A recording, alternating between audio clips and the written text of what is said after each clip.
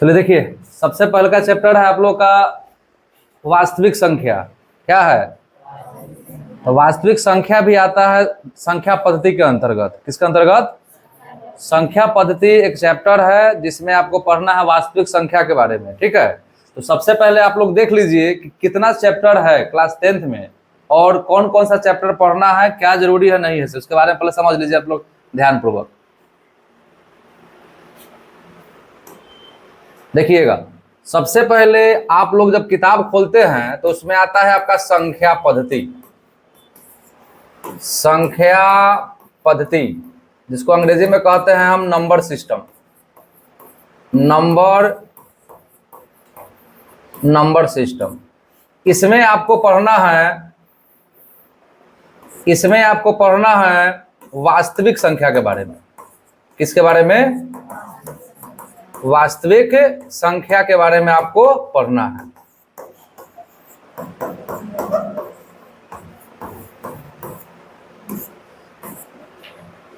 सबसे स्टार्टिंग में संख्या पद्धति है जिसमें आपको वास्तविक संख्या के बारे में पढ़ना है। ठीक है, इसके बाद जब जो है अब वास्तविक संख्या में क्या क्या ही जान लीजिए। तो वास्तविक संख्या जब पढ़िएगा आप तो उसमें आपको सबसे पहले आ जाएगा यूक्लिडियन एल्गोरिथ्म।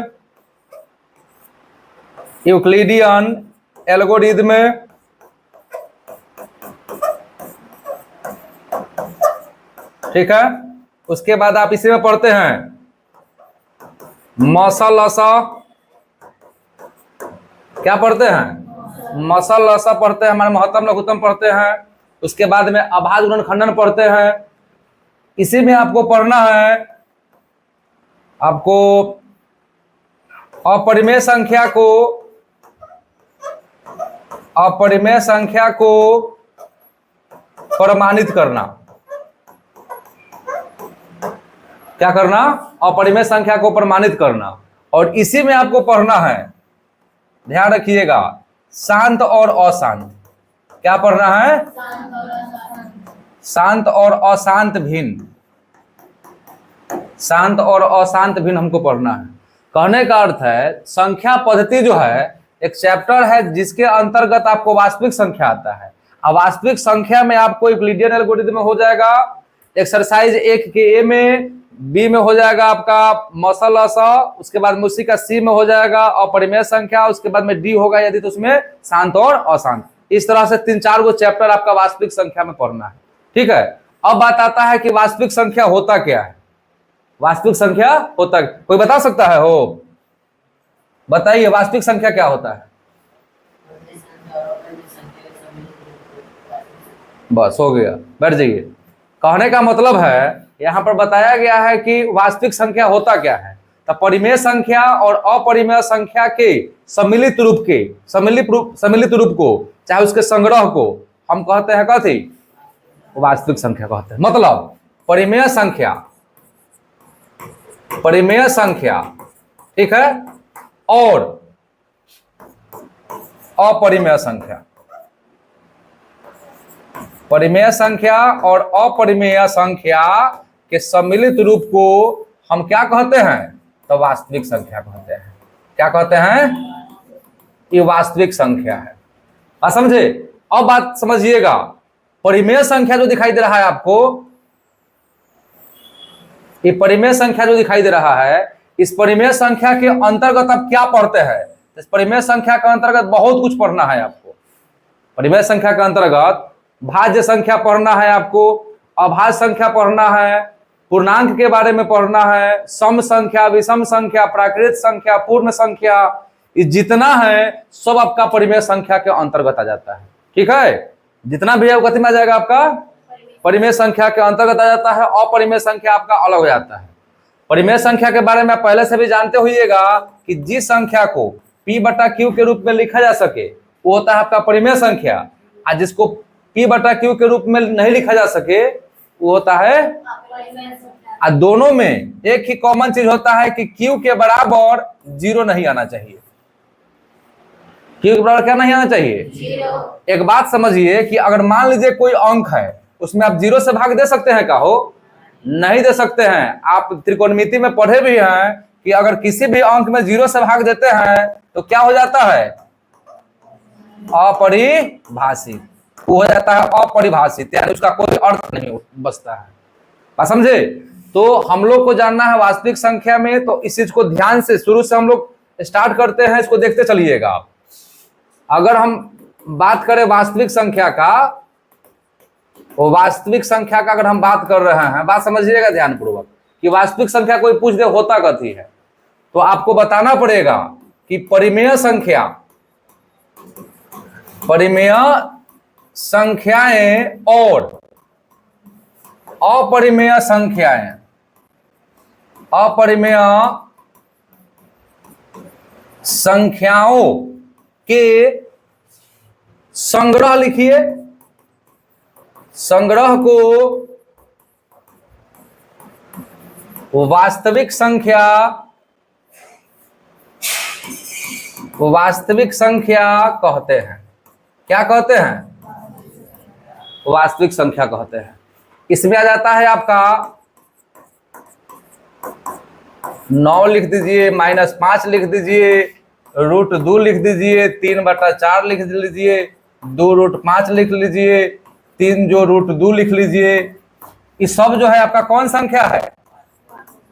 वास्तविक संख्या। यानी परिमेय अपरिमेय सब का खिचड़ी हो जाए तो आपका वास्तविक संख्या हो जाएगा। ठीक है, अब हम जानते हैं कि आखिर परिमेय संख्या क्या है। कौन संख्या हो? परिमेय संख्या क्या होता है? परिमेय संख्या तो जिस संख्या को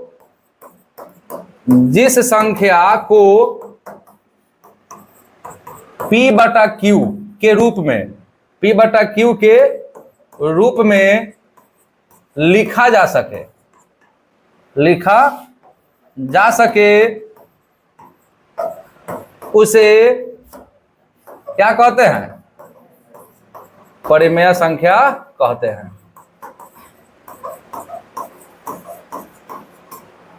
उसे परिमेय संख्या कहते हैं। ठीक है, अब यहां पर बात आता है, हाँ इसमें एक चीज लिख लीजिएगा आप कि P/Q के रूप में लिखा जाता है,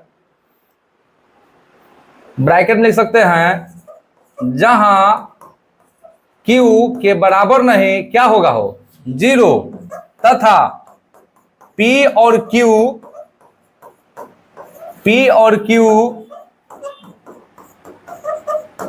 पूर्णांक संख्याएं है। P और Q पूर्णांक संख्याएं हैं। देखिए मैथ ऐसा है कि एक को पकड़िएगा ना तो एक के अंदर एक आते चला जाएगा, और जिस दिन पूरे के बारे में समझ लीजिएगा, समझिए कि मैथ भारी लगबे नहीं करेगा। समझ में आ रहा है?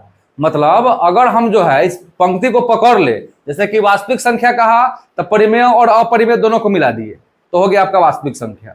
उसमें रूट वाला भी होगा, बिना रूट वाला भी होगा, प्लस माइनस सब आ जाएगा उसमें। ठीक है, लेकिन अब फिर जैसे ही परिमेय अपरिमेय पढ़े तब माइंड में आया कि परिमेय संख्या क्या होता है, तो उसके बारे में हम जब पढ़े हैं तो इसमें आया कि जिस संख्या को P/Q के रूप में लिखा जा सके उसे परिमेय संख्या कहते हैं। यहाँ लिखा गया है कि जहां Q माने नीचे वाला जो हो वो 0 नहीं होना चाहिए, क्योंकि 0 हो जाएगा तो अपरिभाषित हो जाएगा। क्या हो जाएगा? अपरिभाषित। हमको लिखना है यहाँ पर परिमेय संख्या, तथा P और Q पूर्णांक संख्या है। और फिर बात आएगा कि पूर्णांक संख्या क्या होता है? कोई बता सकता है? पूर्णांक संख्या क्या होता है? कोई बता सकता है? यही बोले हैं कि एक के अंदर एक जाते चला जाएगा। समझ में आ रहा है? और इस सब में से कुछ पंक्ति जो है, कुछ पॉइंट जो है आपको कहां मिलेगा पता है? ऑब्जेक्टिव में मिलेगा। कहां मिलेगा? तो जब कोई चीज समझाया जाए तो उस चीज पर ध्यान देना। कुछ लोग का सवाल हो सकता है कि अच्छा वास्तविक संख्या है, हई जो है कौन संख्या है? कौन संख्या है? अपरिमेय संख्या है। कौन संख्या है? इसके बारे में हम लोग आगे पढ़ेंगे। पूछेंगे हई कौन संख्या है? परिमेय संख्या। इसके बारे में यहां बताए हैं अभी कि -5 कौन संख्या हो जाएगा? परिमेय संख्या ही होगा। पूछो ना, इसका मतलब नीचे एक छुपा हुआ रहता है। 9 कौन संख्या है? यो परिमेय संख्या है। बात समझे? जैसे में यहां हम लिखेंगे, जैसे में हमारे पास हो जाएगा -3 -1/2 8 4/3, एगो झुराने के लिए देता है वो लिख देते हैं √8/3 √2। अब कुछ लोग कहेंगे कि रूट वाला तो आप लिख दिए तो यह परिमेय हो गया। तो अगर आप ध्यान से देखें तो ये नजर का दोष है, सिर्फ अझुराने के लिए दिया गया है, क्योंकि √8 है और यह कितना है, √2 है। √8 और रूट कितना 2। अगर हम 8 को तोड़ दे इस तरह से तो कोई दिक्कत होगा? क्या हो, 4 का वर्गमूल जानते हैं कि 2 होता है, और रूट में बच गया 2 और नीचे और √2 है। तो जब कैंसिल होगा तो क्या बचेगा, 2 ना बचेगा। तो 2 जब बच गया तो कौन संख्या हुआ, परिमेय संख्या हो गया। कौन संख्या हो गया, परिमेय संख्या हो गया। इसलिए इस तरह का एग्जाम में देता है सिर्फ और सिर्फ अझुराने के लिए, ठीक है, ताकि लड़का लोग के माइंड में पहले सेट रहता है कि रूट वाला देखेंगे अब बोल देंगे कि अपरिमेय संख्या है। तो पहले समझना है, हड़बड़ नहीं करना है। हड़बड़ करिएगा पूरा खत्म हो जाएगा। समझ में आ गया? आगे बढ़ते हैं। अब आगे हम लोग देखें किसके बारे में, अब अपरिमेय संख्या के बारे में। किसके बारे में, अपरिमेय संख्या के बारे में। ध्यान दीजिएगा आप लोग, जिस संख्या को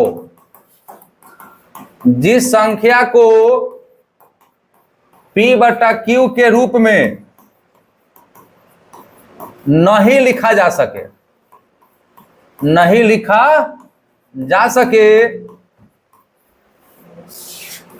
उसे क्या कहते हैं, उसे अपरिमेय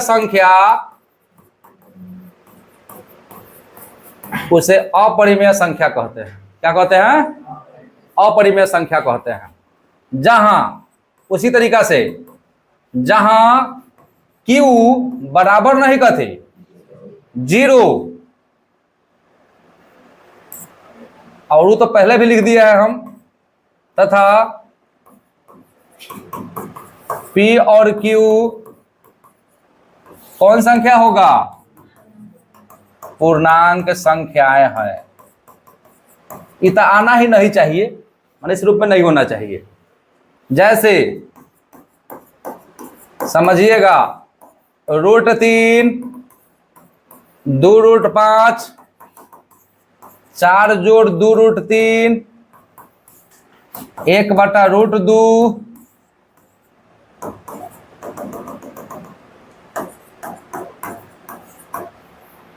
आदि। ठीक है, ये जितना भी हम लिखे हैं ये सब अपरिमेय संख्या है। एक बात अब भाई डॉट देख के आपको समझ में आना चाहिए। क्या आना चाहिए, समझिएगा। परिमेय संख्या है, पहले का वाला लिखवा रहे हैं, ठीक है। परिमेय संख्याओं का दशमलव प्रसार, क्लास 9th में पढ़े हुए हैं आप लोग।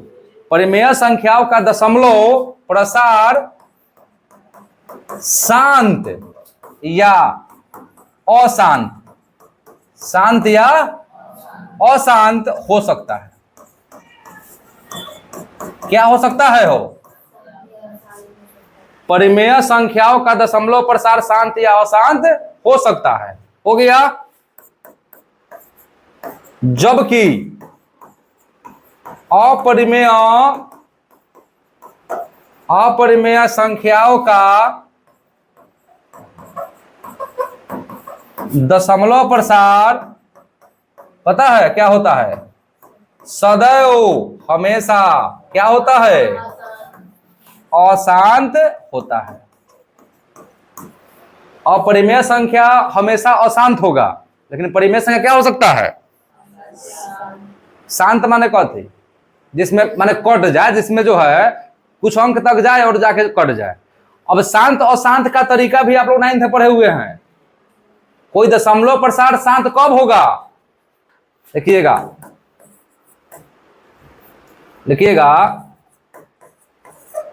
कोई भिन्न शांत तब होगा जब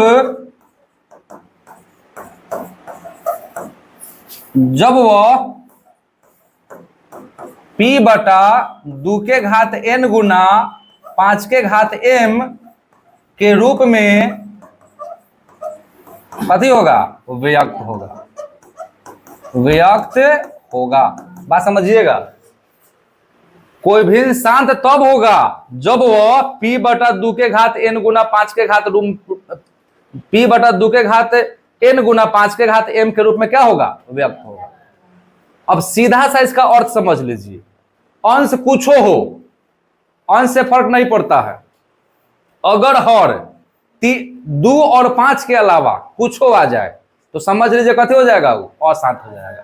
क्या हो जाएगा, 2 और 5 के अलावा अगर कुछ भी आ जाए तो अशांत होगा।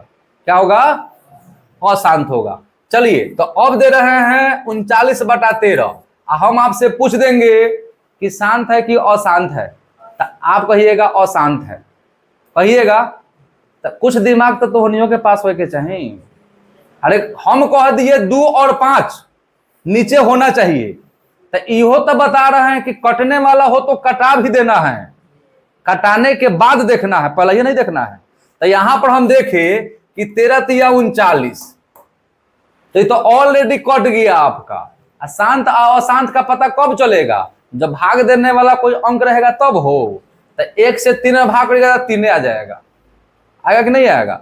तो ये तो शांत ऑलरेडी आपका हो गया। ध्यान रखिएगा, शांत होगा जब खाली 2 आ जाए, न तो खाली 5 आ जाए, न तो 2 और 5 का गुणनफल आ जाए, तो समझ लीजिए वो पूरा पूरी कटने वाला है। 2 अंक बाद जाके कटे दशमलव के, चाहे 4 अंक बाद जाके कटे, लेकिन कटेगा जरूर। बात समझे, कहीं ना कहीं जरूर उसको कटना है। हो गया ही। तो ये था आपका अपरिमेय संख्या के बारे में। परिमेय संख्या से संबंधित कुछ नोट था यहाँ पर, वो भी लिखवा दिया गया।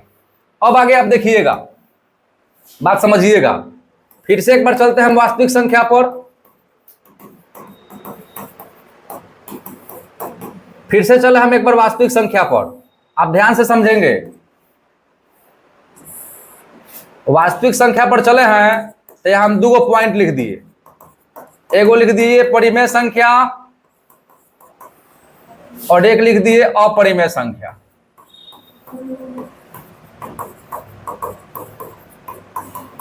लिखा गया, लिखा गया। अपरिमेय संख्या का रास्ता बंद हो गया। इधर जब चलेंगे ना, परिमेय संख्या में पूर्णांक को भी लिख सकते हैं आप, जिसके बारे में बताना है। प्राकृत संख्या, पूर्ण संख्या, भाज्य संख्या,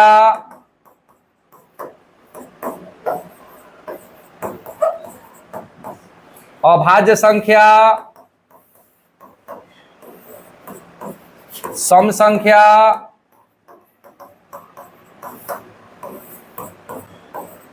विषम संख्या। सब हो गया कि बाकी हो कुछ? अब पूर्णांक हो गया, प्राकृत हो गया, पूर्ण हो गया, भाज्य हो गया, अभाज्य हो गया, सम हो गया, विषम हो गया। एगो सह अभाज्य भी होता है, कथी? सह अभाज्य में से एगो एग्जाम में जरूर पूछता है, ऑब्जेक्टिव में एगो जरूर देगा सह अभाज्य में से। ये परिमेय संख्या के अंतर्गत आ गया। और भी होगा, आपको जितना जरूरी है उसके बारे में आपको जान लेना है। कई पॉइंट है? 1 2 3 4 5 6 7 8, और भी जो पॉइंट होगा रास्ते में भेटाएगा तो उसको लिख लिया जाएगा। बात समझे? जितना भी आप पढ़ते हैं सब कौन संख्या है? परिमेय संख्या है। कौन संख्या है? अपरिमेय संख्या का ग्रुप अलग हो गया, यानी परिमेय और अपरिमेय संख्या सब कथी है। अब यदि आपसे कोई कहे, बात समझिएगा, यहां पर क्वेश्चन बनता है, समझ लेना। सभी वास्तविक संख्याएं परिमेय संख्या है? नहीं है। अरे वास्तविक संख्या में परिमेय और अपरिमेय भी ना रहा है। कह देगा सभी परिमेय संख्याएं वास्तविक संख्याएं है। अरे है, जितना भी परिमेय संख्या वास्तविक संख्या होगा नहीं होगा? कह देगा कि सभी वास्तविक संख्याएं अपरिमेय संख्या है का? नहीं है, क्योंकि परिमेय भी तो उसमें से है। कह देगा कि जितना अपरिमेय संख्या है वो वास्तविक संख्या है। अपरिमेय जितना है सब वास्तविक होगा कि नहीं होगा? अब कह देगा यहां पर समझिएगा, जितना प्राकृत संख्या है परिमेय संख्या है, जितना प्राकृत संख्या है सब परिमेय संख्या है, लेकिन परिमेय संख्या जितना है वो भी प्राकृत संख्या हो जाएगा, उसमें भी दिक्कत नहीं है। बात समझो, परिमेय संख्या जितना है प्राकृत संख्या हो गया, गिनती की संख्या को क्या कहते हैं, प्राकृत संख्या कहते हैं। तो इस तरह से क्वेश्चन कुछ बन जाता है ऑब्जेक्टिव में, कथी में बनता है, वस्तुनिष्ठ जिसको कहते हैं आप लोग, उसमें बन जाता है। हम शुरू कर देते हैं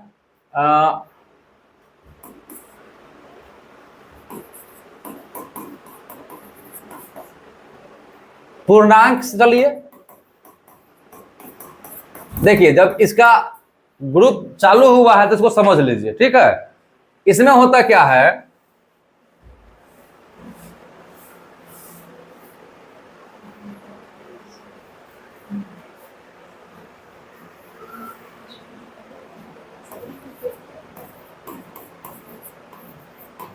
धनात्मक संख्याएं कॉमा ऋणात्मक संख्याएं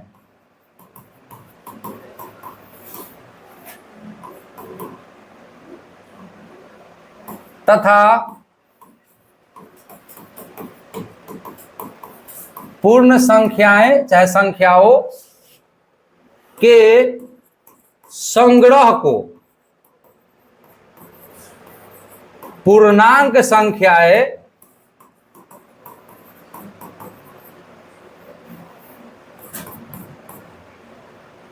कहा जाता है। समझने का चीज है, ध्यान दीजिएगा। हमारे कहने का अर्थ है, संख्या रेखा पर समझो, संख्या रेखा के ठीक बीच में क्या होता है, जीरो होता है, और दायां हाथ बगल होता है धनात्मक अंक। कौन अंक होता है, धनात्मक। बायां बगल क्या होता है, ऋणात्मक होता है। कहने का अर्थ है 1 2 3 4 5 6 7 ऐसे जाते हैं, हो ये नहीं आते हैं तब -1 -2 -3 -4 -5 होता है। तो इस सब गोला के सम्मिलित रूप को हम पूर्णांक संख्या कहते हैं। क्या कहते हैं, अगर हम कभी लिख दे कि ए और बी दो पूर्णांक संख्याएं हैं, दो पूर्णांक संख्याएं हैं, तो अब क्या समझिएगा, आप समझिएगा या तो प्लस में होगा ना तो माइनस में होगा, ये ना समझिएगा। हो कहने का अर्थ है, देखिएगा, अगर हम लिख दे -1 पूर्णांक है कि नहीं है, अगर हम लिख दिए 4 पूर्णांक संख्या है कि नहीं है, अगर हम लिख दिए 9 पूर्णांक संख्या है कि नहीं है, तो ऋणात्मक और धनात्मक के सम्मिलित रूप को हम क्या कहते हैं, पूर्णांक संख्या। हो गया, धनात्मक भी होगा और ऋणात्मक भी उसमें होगा, सब आ जाएगा उसमें। अभी देखिएगा, अब हम लिखेंगे भाज्य संख्या। कौन संख्या, भाज्य संख्याएं। भाज्य संख्या में देखिएगा, जिस संख्या में एक और स्वयं माने कॉमन, जिससे भाग देने वाले हैं, एक और स्वयं के अलावा किसी दूसरे अंक से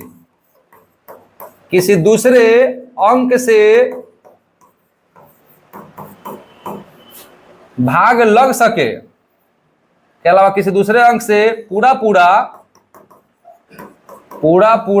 भाग लग सके, उसे क्या कहते हैं, भाज्य संख्याएं कहते हैं। उसे क्या कहते हैं, उसे भाज्य संख्याएं कहते हैं। अब इसमें अगर आप देखने का कोशिश करिएगा तो सबसे छोटा भाज्य संख्या जो होता है, पता है कितना होता है, 4 होता है। कितना होता है, 4 हो जाएगा, 6 हो जाएगा, 8 हो जाएगा। आप कहिएगा 10 हो जाएगा, नहीं, 9 भी हो जाएगा, क्योंकि 9 में 1 से भी भाग लगेगा 3 से भी लगेगा और 9 से भी लगेगा। आप सोच रहे होंगे कि 2 काहे नहीं हुआ है, तो 2 में तो या तो 1 से लगेगा ना तो 2 से लगेगा, तीसरा कुछ से लगेगा का हो, इसलिए 2 नहीं हुआ है। 3 का बात करिएगा तो 3 में भी या तो 1 से लगेगा ना तो 3 से लगेगा, तीसरा किसी से लगेगा। लेकिन 4 में जब जाइएगा तो 1 से भी लगेगा, 2 से भी लगेगा, बस यानी 2 गोड़ा के अलावा तीसरा से लग जाए तो भाज्य हो गया। कथी हो गया? 9 हो गया, 10 हो गया, 12 हो जाएगा, 14 हो जाएगा, 15 हो जाएगा। तो ये तो हो गया आपका कौन संख्या? भाज्य संख्या हो गया। कौन संख्या हो गया? अच्छा एगो बात बताओ, अगर आपसे इसमें एगो पॉइंट बनाते हैं, कहेगा कि जितना भी सम संख्या है, जितना भी सम संख्या है वो भाज्य संख्या होगा कि नहीं होगा? बात समझो तब बोलो, आजादी मुंह मत खोलो। जितना भी सम संख्या है वो भाज्य संख्या होगा कि नहीं? कैसे नहीं होगा समझाओ। कथे हम जो बोले समझिए, जितना भी भाज्य संख्या है, जितना भाज्य नहीं, जितना भी सम संख्या है वो भाज्य संख्या होगा कि नहीं? बोलिए जल्दी, कैसे नहीं होगा बताइए।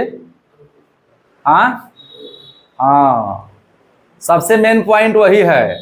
एक ही अंक ऐसा है जो इस क्वेश्चन को गलत कर दे रहा है। 2 से जैसे ही बाहर जाइएगा ना सब में लगना चालू हो जाएगा, लेकिन ये वो खाली वही 2 है, क्योंकि 2 सम संख्या है और 2 भाज्य है का हो नहीं है। इसलिए जितना भी सम संख्या है, जितना भी सम संख्या है वो भाज्य नहीं हो सकता है, भाज्य नहीं हो सकता है। सोच लीजिए, एक गुणा के चलते पूरा सम संख्या का नाम खराब हो गया, हुआ कि नहीं हुआ? एक और 2 में खाली भाग लगने वाला रहता तो उसके ऊपर जितना जाएगा ना सब में लग जाएगा। इकलौता 2 ही एगो ऐसा संख्या है जो भाज्य नहीं है, भाज्य, और उसी 2 के चलते पूरा का पूरा बदनाम हो गया। समझ में आ रहा है? एक और गलती से पूरा गड़बड़ा गया। आगे देखिएगा, आप क्या नंबर होगा? 3 नंबर, 4 नंबर, 4 नंबर होगा। ठीक है, कौन संख्या? अभाज्य संख्याएं। बस इसमें देखिएगा, जिस संख्या में एक और स्वयं के अलावा किसी दूसरे अंक से, किसी दूसरे अंक से भाग नहीं लगे, भाग नहीं लगे तो उस संख्या को, तो उस संख्या को क्या कहते हैं? अभाज्य संख्या कहते हैं। क्या कहते हैं? बात समझिएगा, एक और स्वयं के अलावा किसी दूसरा से भाग लग जाए तो भाज्य हो गया। एक और स्वयं के अलावा किसी दूसरा से भाग न लगे तो क्या हो जाएगा? अभाज्य हो जाएगा।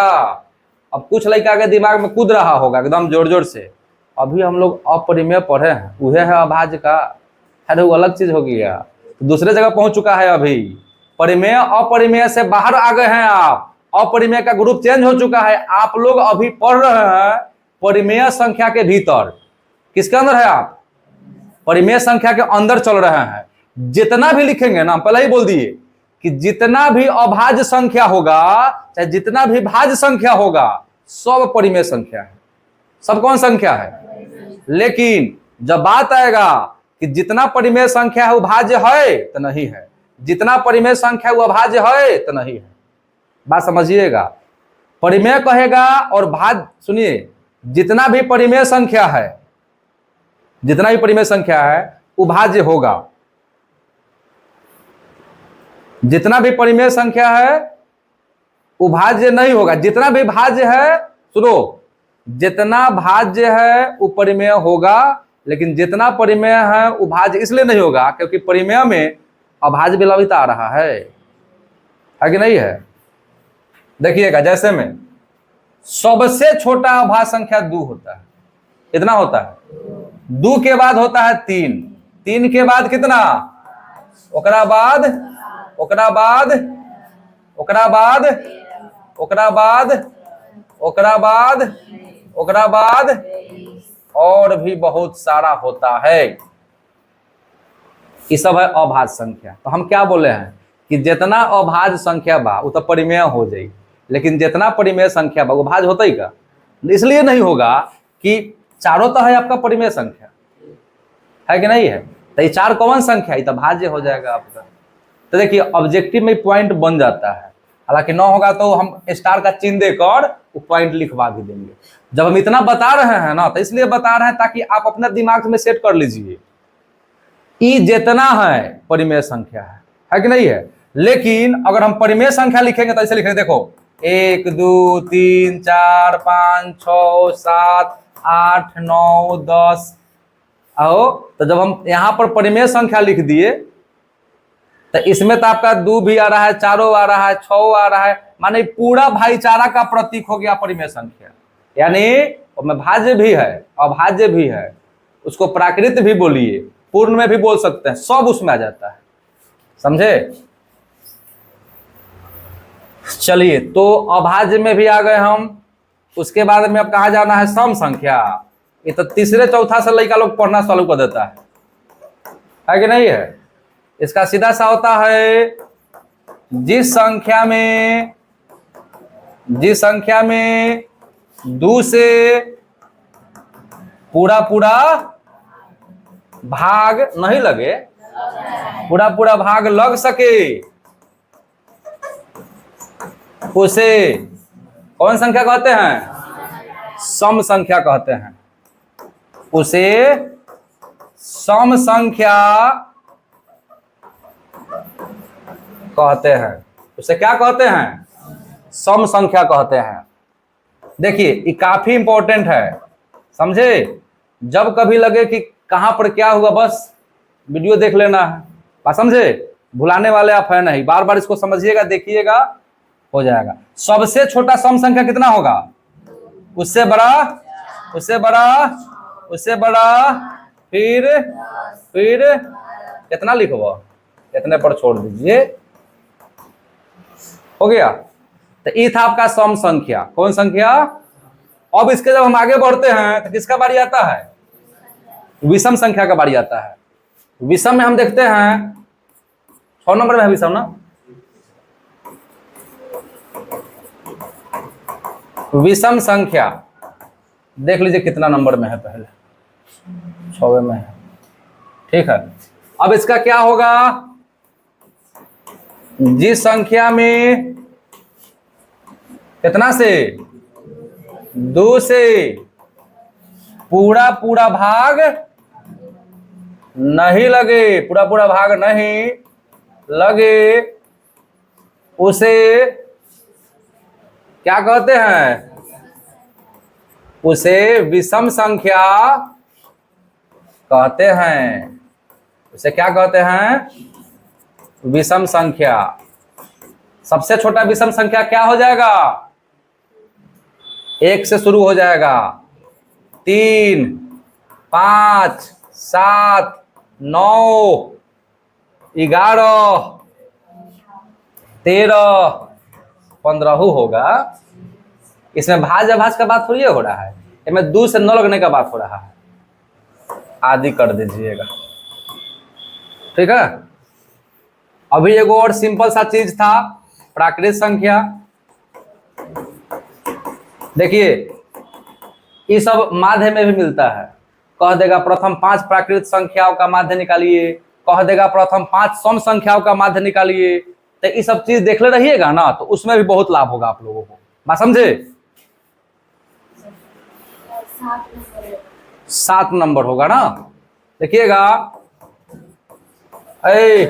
गिनती की संख्या को, कथी की संख्या को? गिनती की संख्या को क्या कहते हैं? प्राकृत संख्या कहते हैं। गिनती की संख्या को प्राकृतिक संख्या कहते हैं। बस गिनती, अब प्राकृतिक संख्या में सब आ जाता है, 1 2 3 4 5 6 7। अरे गिनती समझते हैं ना, पूरा गिनती हो गया आपका प्राकृतिक संख्या। ठीक है, उससे ऊपर बढ़िएगा पूर्ण संख्या आ जाएगा। कौन संख्या आएगा हो? तो गिनती की संख्या, गिनती की संख्या में शून्य को, चाहे गिनती की संख्या को शून्य से शुरू किया जाए, कितना से हो, माने 0 से शुरू किया जाए, तो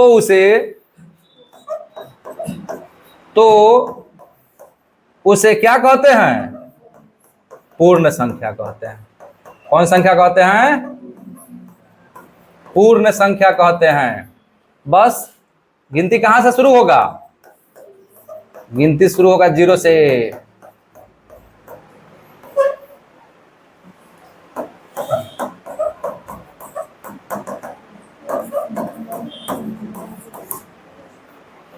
पूर्ण संख्या भी हो गया, प्राकृतिक संख्या भी हो गया, भाज्य संख्या भी हो गया, अभाज्य भी हो गया, सम भी हो गया, विषम भी हो गया, परिमेय भी हो गया, अपरिमेय भी हो गया, पूर्णांक भी हो गया। सब हो गया ना हो? एक चीज और है जिससे 1 नंबर का पूछना तय है, वो है आपका सह अभाज्य। कथी है? सुनने पर लगता है, जैसे अभाज्य संख्या पढ़ाया ना अभी हो, सुनने पर लगता है कि अभाज्य संख्या 2 गो, ऐसा नहीं होता है, समझे? सुनने पर लग रहा है ना। सह अभाज्य जब हम बोलते हैं,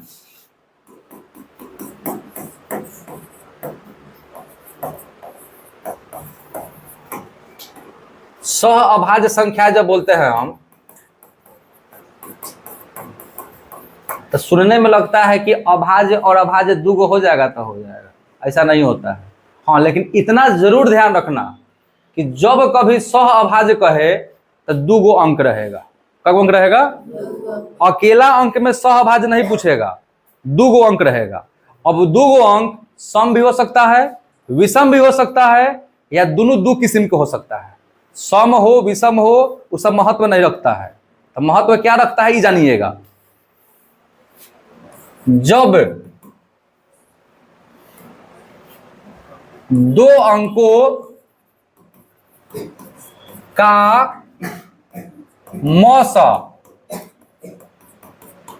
जब 2 अंकों का थी मौस 1 हो, कितना हो?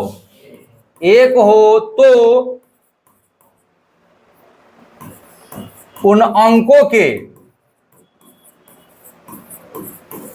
समूह को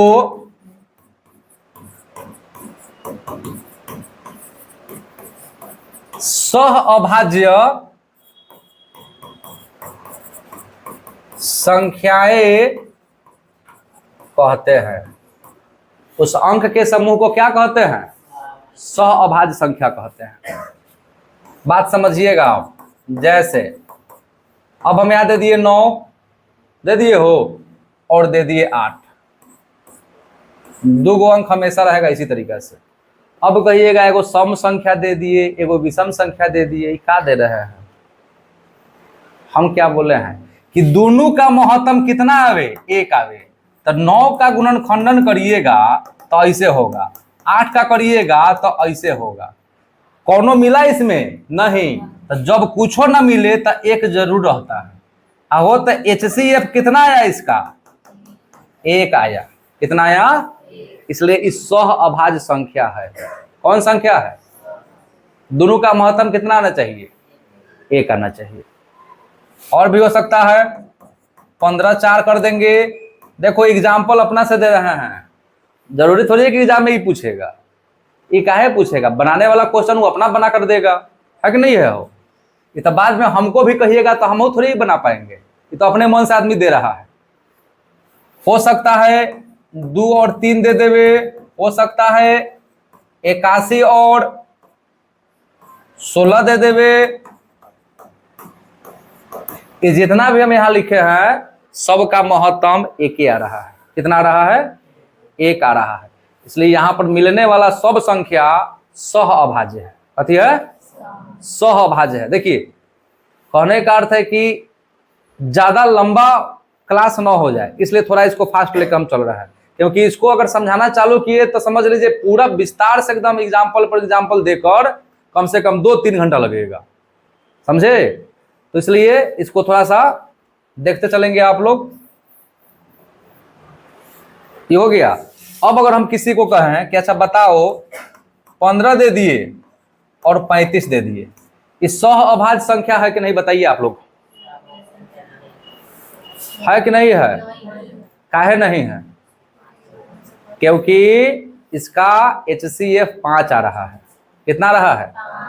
5 3 15, 5 7 35, तो 5 है ना, दोनों मिल रहा है, इसलिए सह अभाज्य ही नहीं होगा। तो इस चीज को जरूर समझना, एक नंबर फिक्स है। समझे? सह अभाज्य तक हो गया। अब हमको वास्तविक संख्या में जो हिसाब बनाना है, पहले का चैप्टर में एक्सरसाइज 1 का ए में, वो है यूक्लिडियन एल्गोरिथम। क्या है? यूक्लिडियन एल्गोरिथम में भाग लेमा भी उसको बोल सकते हैं आप। ठीक है? तो वो जो है एकदम नॉर्मल चीज है, तनको भारी नहीं है। पता है कब? जब छठा में या 7वां में आप पढ़े होइएगा एगो सूत्र,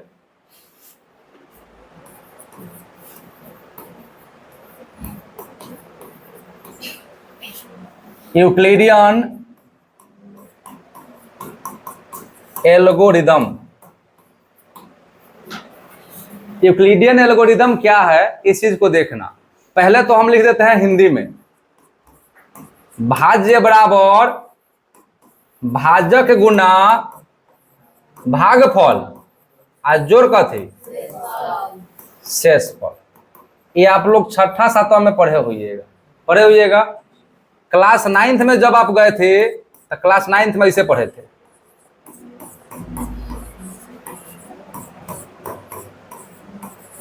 अब वो पढ़े कि नहीं पढ़े से बताइए? पढ़े हैं। अब क्लास 10th में जब आप आए हैं तो पता है कैसे पढ़िएगा? ए बराबर बी क्यू जोड़ आर।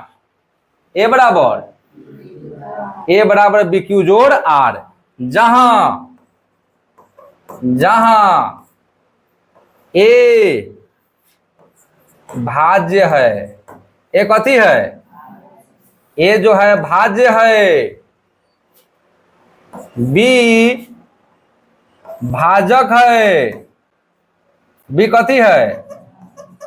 भाजक है, क्यू जो है आपका भागफल है, और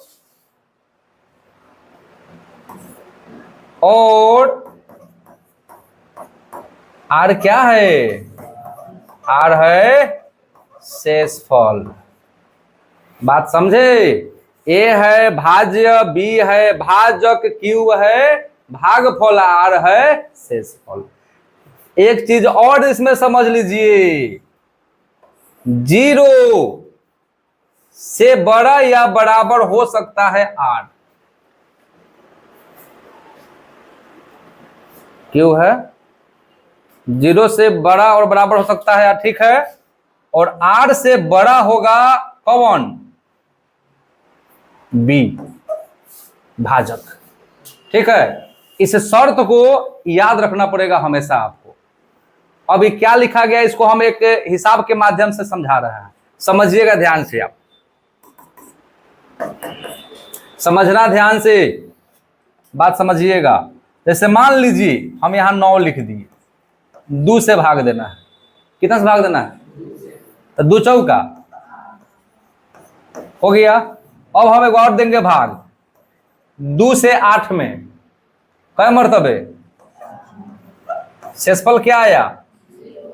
अब इसी पर हई पंक्ति को समझना। आप यहां पर बताया गया है ए है भाज्य है, ई बी है भाजक है, ई क्यू है और नीचे वाला आर है, यह ना बताया है। अब इस शर्त को समझना, 0 से बड़ा चाहे बराबर आर होगा। आर माने शेषफल। यह नु बात है। देखो आर जो है एक आया है तो जीरो से बड़ा हुआ कि नहीं हुआ, यहां पर जीरो आया तो जीरो के बराबर हुआ कि नहीं हुआ। तो ई कहने का मतलब है जीरो से बड़का चाहे बराबर से कौन होगा, तो शेषफल होगा, आर होगा। कौन होगा, आर। जीरो भी आ जाएगा कहीं और कहीं क्या आ जाएगा, एक, माने जीरो से बड़का एक भी आ जाए, दो भी आ जाए, पांच भी, सात भी, आठ भी, कुछ हो आ जाए, माने जीरो से बढ़ आ जाए। ठीक है। ओकरा बाद कहा है कि ई जो है बी माने कथी, बी माने भाजक, बी माने भाजक जो होगा हमेशा जीरो से भी बड़ा होगा और शेषफल से भी बड़ा होगा। अब एगो बात बताओ, अगर जो है यहाँ पर शेषफल 4 आ जाएगा तो 2 से भाग लगिए जाएगा। भाग कब तक लगता है, कब तक, जब तक वो बी यानी भाजक से छोट न हो जाए। होता कि नहीं होता है। आओ अगर एकरा से बढ़ यहाँ रहेगा तो भाग लगिए जाएगा। तो तब तक भाग लगेगा जब तक शेषफल क्या हो जाए, छोट न हो जाए। कथन हो जाए, कौना से, हई भाजक से। कौना से। इस चीज को समझने के लिए पहले तो आप अपने भेजा में ए भाज्य डाल लीजिए, बी भाजक डाल लीजिए, क्यू जो है भागफल डाल लीजिए और आर शेषफल डाल लीजिए। तब जाके इस चैप्टर में यूक्लिडियन वाले में कल्याण होगा, और नहीं तो कल्याण का कोई गुंजाइश नहीं। समझे। और इस शर्त याद रखना, ए बराबर बी क्यू जोड़ आर, ए बराबर, और हर शर्त भी पूछ देता है। ठीक है, इसलिए समझा दिए हैं कि इसको दिमाग में आप रखिएगा। ठीक है। आगे अब कहीं कहीं क्या करेगा, समझिएगा ध्यान से, समझना ध्यान से। पहले कुछ हिसाब आपको समझाते हैं, कुछ हिसाब समझाएंगे तब कुछ पॉइंट आपको भेटाएगा। जैसे दे दिए 96404 का HCF Euclidean algorithm, Euclidean algorithm विधि से निकाले। एगो बात याद रखिएगा, यूक्लिडियन एल्गोरिदम से सिर्फ महत्तम निकलता है, लघुत्तम नहीं निकलता है। क्या निकलता है, महत्तम निकलता है यूक्लिडियन एल्गोरिदम से। बात समझना। अब इन दोनों में सबसे बड़ा कितना है, 404। तो आपको क्या करना है, 404 हो जाएगा आपका भाज्य, क्या हो जाएगा, और जो बड़का से छोट होके वो हो जाएगा आपका भाजक। कथी हो गया। अब 404 में 96 से भाग देना है। आप अगर कमजोर है तो अलग के नौकरी जाइए, अलग जाके भाग आता है ना, क्या करना है, भाग दे देना है। क्या करना है, भाग देना है। तो 9 5 45, 9 चौका 36, 4 मरतबे लग रहा है। कई मरतबे, 4 6 24 के 4, हाथ में 2 4 9 36 और 2 38, 384। शेषफल कितना आ रहा है, 20 आ रहा है ना। तो देखिए समझना, ई है भाज्य, ई है भाजक, ई है भागफल, आई है शेषफल। सूत्र कहा है, भाज्य बराबर भाजक गुना भागफल आ जोड़ कथी, कहा है भाज्य बराबर भाजक गुना भागफल आ जोड़ शेषफल। एगो पंक्ति हो गया हमारा। अब जो है जिससे आप भाग दिए थे, जिससे, वो आपका बन जाएगा भाज्य। क्या बन जाएगा, भाज्य बनेगा। अब आ गया 96 बाहर। सीधा सा ट्रिक समझो, जब बराबर से सटल रहे वो लास्ट में, आज सबसे लास्ट में रहे जोड़ में, वो आ जाएगा पहले। बस आई क्रिया तब तक चलेगा जब तक शेषफल 0 ना आ जाए। कितना ना आ जाए, 0 आ जाएगा शेषफल, समझिए कहानी खत्म हो गया। देखिएगा ध्यान से। अब क्या होगा, 96 है, 20 है, फिर उसी तरीका से 96 में कितना से, 20 से देंगे, 20 चौका 9 में से 8 गया, अरे 20 चौका 80, 6 और 9 में 60 गया तो कितना आया? 20 बरका कि 16 बरका? 20 बरका। माने यह ना बात पहले लिखा गया है कि हमेशा जो है भाजक शेषफल से बरका होगा। तब 20 गुना कितना और शेषफल में कितना? बाहर कौन आएगा? कितना से भाग देंगे? कई मर्तबे देंगे? शेष कितना आएगा? अब बाहर कौन जाएगा? कितना से भाग देंगे? कई मर्तबे लगेगा? और शेषफल कितना आएगा? हो गया, कहानी खत्म। मतलब बात समझिए, मतलब जो हुआ हई नहीं है, हई जो है ना ई हुआ आपका HCF। HCF कितना आया? 4 आया। कितना आया? 4 आया। ये है आपका यूक्लिडियन एल्गोरिथम विधि, जिसमें प्रयोग हुआ है भाज्य बराबर भाजक गुना भागफल और जोड़ है कि नहीं है? वो A बराबर BQ जोड़ R, A बराबर BQ जोड़ R, उसी का प्रयोग हुआ है। अब इसमें पता है कभी कभी ऐसे रहता है, समझिएगा। HCF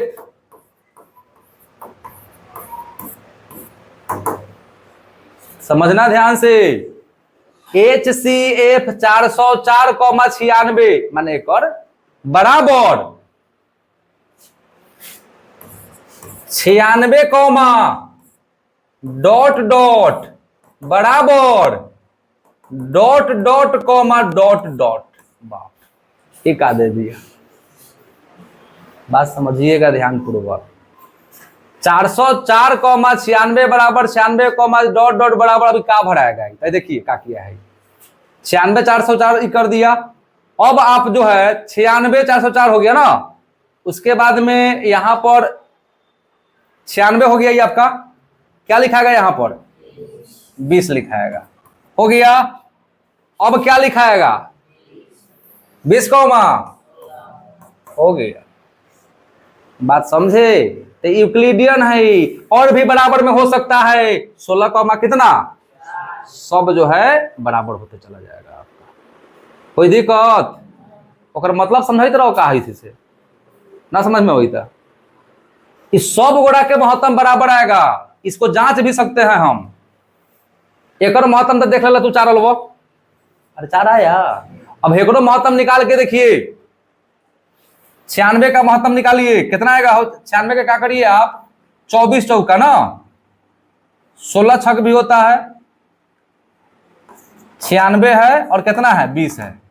तो इसका अगर हम निकालेंगे तो 2 उतना कहला करे, 24 चौका 96 होता है ना।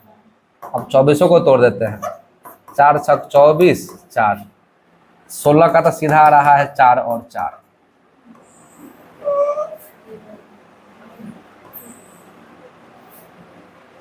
कितना लिख दिए हम? हो जब 20 ना था, पढ़ रहे हैं कि काहे घबरा रहा है? 20 ना था तो 96 और 20 ना होगा तो 20 का हो जाएगा 5 गुना कितना? 4। बताओ बराबर आया 4 एकरो? एक और 4 आया, एकरो 4 आ गया। अब तक 20 16 के देखते हैं। 20 का कितना के? 16 के। 4 गुना 5 और 4 गुना 4 कितना आया? तो इसलिए इस सब का HCF कितना आएगा? 4 4 4 आते चला जाएगा। अगर हम 16 और 4 भी लिखेंगे तो उसका भी HCF 4 ही आएगा। तो ऐसा का अझुरावे वाला लड़का सबको दे देता है। अब लड़का आप आ देता है कि जा ये का पूछ दिया आप, ऐसे देता है। देखो माने लगता है कि ये पहाड़ टूट गया हो। HCF 404,96 दे दिया, अब बराबर कर दिया, लिख दिया HCF 16, डॉट डॉट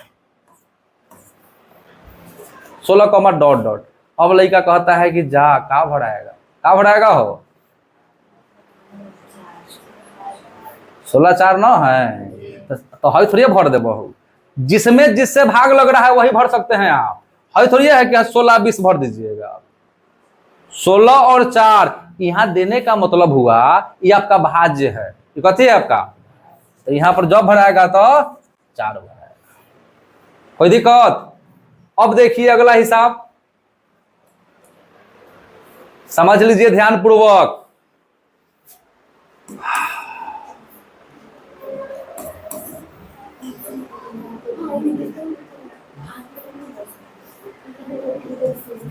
Q तथा R का मान ज्ञात करें।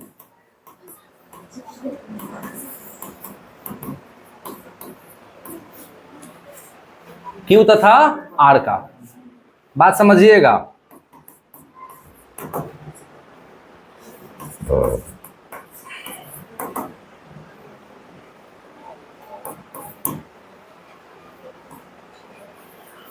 Q और R के मान निकालना है।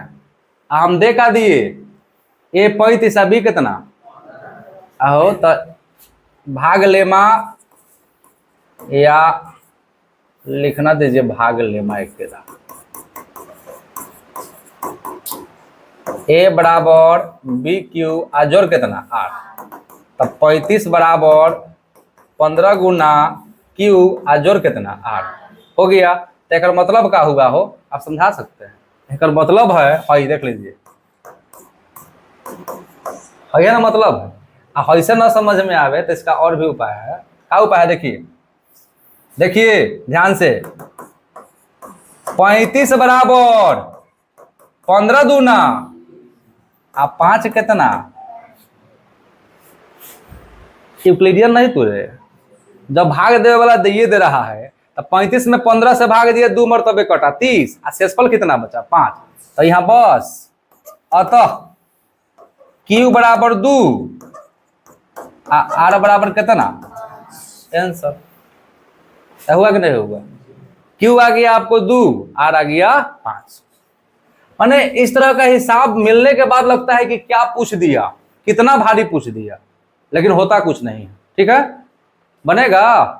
अब कहीं कहीं क्या करेगा, बात समझिएगा ध्यानपूर्वक। जैसे मान लीजिए अब कहीं कहीं क्या करेगा, A बराबर 40 दे देगा, Q बराबर 5 दे दिया,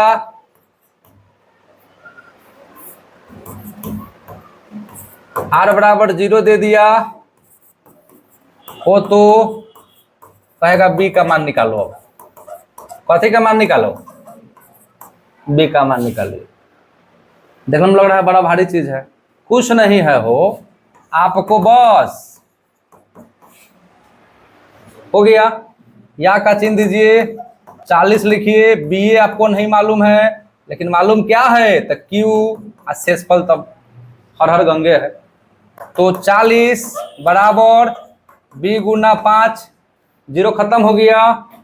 5 से 40 का मरतबे, तब B बराबर कितना आंसर, B बराबर। तो इस तरीका से आप सबको बना सकते हैं, आसानी पूर्वक बना सकते हैं, कहीं से कोई दिक्कत होगा नहीं आपको। बात समझे? तो कोई दिक्कत, बन जाएगा कि नहीं बनेगा? तो बन जाएगा। तो इसको आप अब नोट करने का बारी है। फिर उसके बाद हम किताब में बता देंगे कि कहां से कहां तक आपका खत्म हो गया वो पाठ। अब उसमें सिर्फ सिद्ध करने वाला 4-5 क्वेश्चन बचा हुआ है। ठीक है, उस 4-5 क्वेश्चन के लिए फिर अलग से क्लास चलाना होगा, क्योंकि भाषा पर आधारित प्रश्न 4-5 समझे। उसके लिए फिर क्लास चलेगा आपका। पहले एग्जाम्पल समझिएगा, तब जाके वो आपसे बनेगा, नहीं तो नहीं बनेगा। ठीक है, तो आप क्या करिए, जितना भी हुआ इसको एक एक करके साफ सुथरा ढंग से नोट कर लीजिए शुरू से।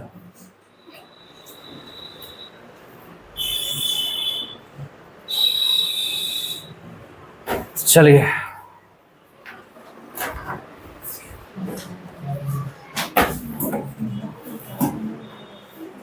देख रहे हैं ना, इसमें आपको करना क्या है, ये तो आपका रिक्त स्थान है। कथी है वो? रिक्त स्थान है। यहां पर जो है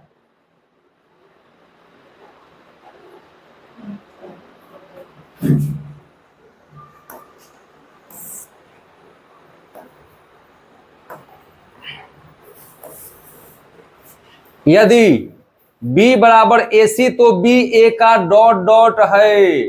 ध्यान दो, B बराबर AC तो B है, B जो है A का क्या है। हमारे कहने का मतलब यहां पर कह दिया, देखना अगर 4 बराबर दे दिया, चाहे 6 बराबर मान लीजिए दे दिया, 2 गुना 3, 6 बराबर 2 3 6 होता है। तो ये जो है कहने का अर्थ 6 जो है 2 का कथी है, गुणज। गुणज माने जितना का गुणज होता है उतना का पहाड़ा पढ़ा जाता है। तो 2 जो है किसका गुणज हो जाएगा, 6 का। तो b बराबर AC, तो b a का क्या हो जाएगा, गुणज हो जाएगा। क्या हो जाएगा, हो गुणज हो जाएगा। यहां से अब आपका हिसाब चालू हो जाएगा जो आपको समझाया गया है। देखिए यदि भाग एल्गोरिथम में a बराबर बी क्यू जोड़ r, a बराबर 72, b बराबर 9, तो r बराबर कितना। तो सीधा देखिए a पर कितना हो जाएगा 72, b के जगह पर कितना 9 गुना q और जोड़ r। 9 से 72 8 मरतबे कट जाएगा। क्या मतलब कटेगा, तो q के मान 8 आ जाएगा और शेषफल के मान कितना आएगा, बचबे नहीं किया तो 0 होगा। तो इस तरीका से आप इस सब को निकाल लीजिएगा, बन जाएगा। ऑलरेडी हम पहले ही बता चुके हैं। उसके बाद जब आते हैं आगे आप लोग,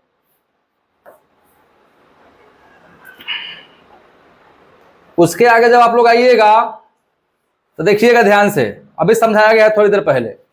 92 बराबर 12 गुना 7 जोड़ 8, तो 900। 92 गुना 12 बराबर 900। 12 गुना कितना, 12 गुना कितना, 12 गुना 8 हो रहा है। अब बराबर फेनु देले हो कितना हो जाता है, तो फेनु गुना करेगा पड़ता है।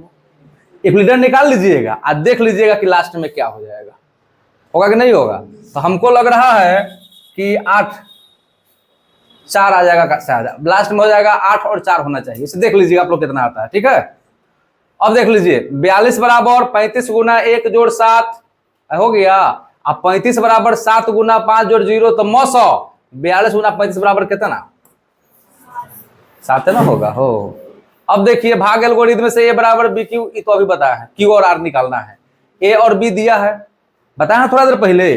a दे दिया और कितना दे दिया है, b दे दिया है। आज सीधा समझो ना, 10 में 3 से भाग देना है, 3 तिहाई 9 1, तो हो गया आपका q आ गया e और r आ गया e, बन गया। यह ना करना है, हो q e आ गया, सब में भाग दे चल जाना है, बने चल जाएगा। हालांकि उसमें हम समझाया है तो उसमें इस तरह का हिसाब दिए हुए हैं, हो गया। अब उसके आगे जब बढ़िएगा तो हई तो लावा दुआ हई, बाकी ना बा ये जो है ये हिसाब ना आपको बताया गया है लास्ट में। यूक्लिडियन एल्गोरिथम के प्रयोग से निम्नलिखित के मौसा ज्ञात करिए, तो बन जाएगा सबका। टोटल क्वेश्चन को आप बना लीजिएगा, बन जाएगा। टोटल क्वेश्चन को आप आराम से आप लोग बना लीजिएगा, बन जाएगा ना। समझिए इतना खत्म हो गया। अब जो नहीं बनेगा उस चीज को आप पूछ सकते हैं। बनेगा मधु, कोई दिक्कत, चलिए बंद कर लीजिए आप लोग।